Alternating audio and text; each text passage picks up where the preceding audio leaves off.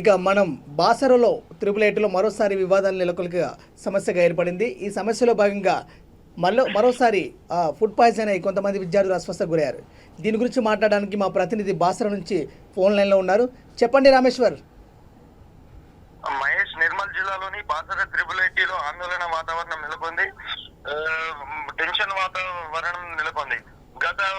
గత మాసమే triple IT విద్యార్థులు సుమారు 6 నుండి 7,000 మంది విద్యార్థులు ఎంత ధర్నాకు దిగినా జిల్లా ఉన్నత స్థాయి అధికారులు వచ్చినా కానీ పరిస్థితి మారడం లేదు.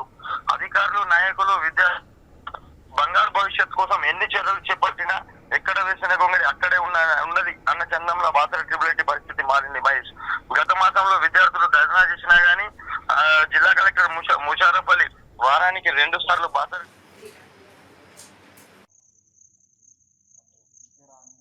మధ్యాహ్నం బాసర ట్రిపుల్ ఐటీలో మధ్యాహ్నము ఫ్రైడ్ రైస్ ని వాళ్ళకి మధ్యాహ్నం సమయంలో భోజనంగా అందించారు. అది మధ్యాహ్న భోజనంలో వాళ్ళకి ఫుడ్ పాయిజన్ అని చెప్పి సుమారు 100 మంది విద్యార్థులు మాత్రం అస్వస్థకు గురైన పరిస్థితి బాసర జిల్లాలో నెలకొంది. మహేష్, అయితే మరి ఇప్పుడు అస్వస్థకు గురైన విద్యార్థులను ఎక్కడికి తరలించారు? వైద్యపరంగా ఎక్కడికి తీసుకెళ్లి వైద్యం అందిస్తున్నారు? అస్వస్థకు గురైన విద్యార్థులకు స్థానిక త్రిపుల్ ఐటీలో అంటే క్రిటికల్ సిచ్యువేషన్ ఉన్న వాళ్ళని మాత్రం నిజామాబాద్ ఆసుపత్రికి వేరే అంబులెన్స్ ద్వారా పంపించారు. మరికొందరిని మాత్రం బాసర త్రిపుల్ ఐటీలో ఉన్న అంబులెన్స్ లో చికిత్స అందిస్తున్నారు నార్మల్ గా. అయితే ముఖ్యంగా ఇంకో విషయం ఏంటంటే బాసర త్రిపుల్ ఐటీలో ఎప్పటికీ వివాదాస్పదంగా మారుతుంది. 1 మంత్ కి గానీ 2 నెలలకు గానీ ఎప్పటికీ వివాదాస్పదంగా మారుతుంది. మహేష్, ఎన్ని చర్యలు చేపట్టినా గానీ ఇక్కడ ఈ P1, E1, E2 మెస్సులలో, తర్వాత ఇక్కడ ఉన్న సూపర్ మార్కెట్ లో సమోసాలు, ఆ తర్వాత వేరే ఇతర సామాగ్రి తినుబండారాల విషయంలో ఇక్కడ ఫుడ్ పాయిజన్ అధికారులు, ఫుడ్ ఇన్స్పెక్టర్ అధికారులు తనిఖీ చేయకపోవడం, దాంతో పాటు అధికారుల నిర్లక్ష్యం కొరవడం కారణంగా ఇక్కడ తరచూ బాసర త్రిపుల్ ఐటీ మాత్రం రాష్ట్ర వ్యాప్తంగానే కాకుండా దేశవ్యాప్తంగా కూడా వివాదాస్పదాల్లో ఉంది. మహేష్, అయితే మరి ఫుడ్కు సంబంధించిన విషయం అప్పుడు అధికారులకు తెలిసిన వాళ్ళు ఎలాంటి చర్యలు తీసుకున్నారు? వాటిపై ఏం స్పందిస్తున్నారు వాళ్ళు?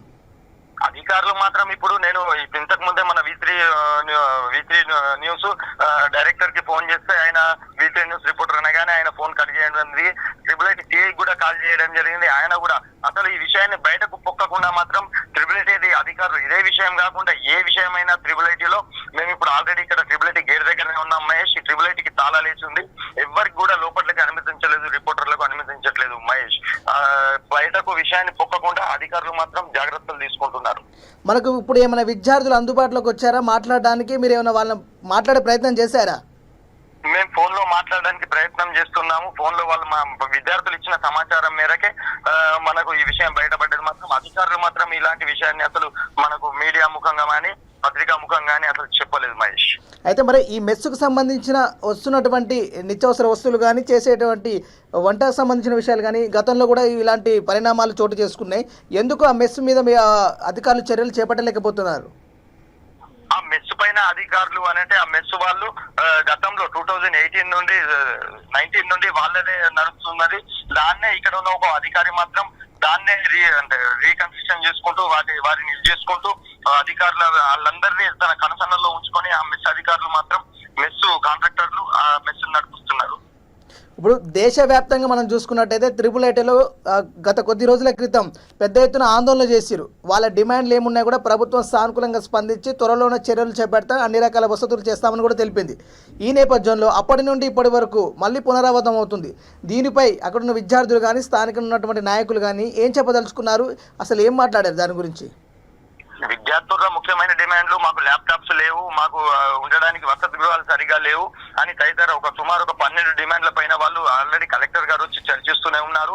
వారానికి 2 సార్లు కలెక్టర్ ట్రిపుల్ ఐటీలో సందర్శించి విద్యార్థులకు తన ఆరోగ్య పరీక్షలు అవన్నీ చేస్తూనే ఉన్నారు. ముఖ్యంగా ఈ మెస్సుల విషయాల్లో కానీ తినడానికి తిండి విషయంలో కానీ అధికారులు అసలు ఎలాంటి చర్యలు చేపట్టడం లేదని చెప్పి విద్యార్థులు చెప్తున్నారు.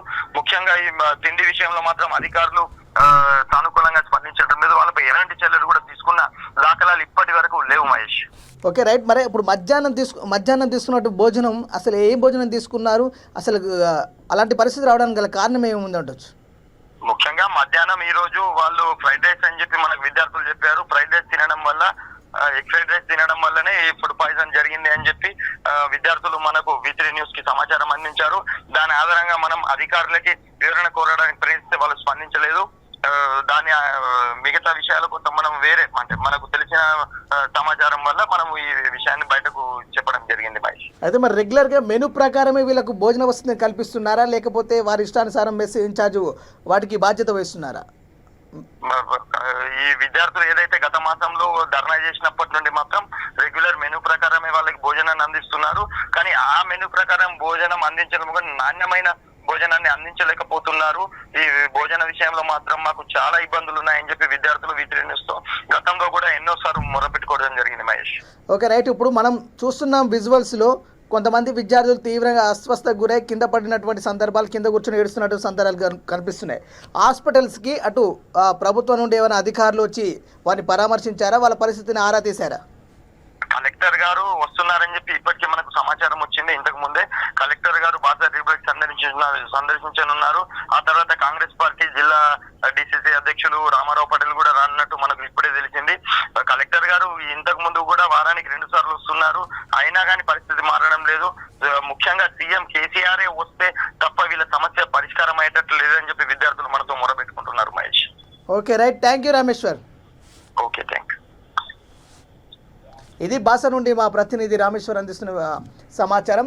బాసరలో గత కొద్ది కాలంగా జరుగుతున్నటువంటి వివాదాలకు కానీ మనకు సద్దుమణిగిన తర్వాత కూడా ఫుడ్ పాయిజన్ ద్వారా మరోసారి కలకలం రేగింది. మరిన్ని విషయాలు మరో బులెటిన్లో తెలుసుకుందాం.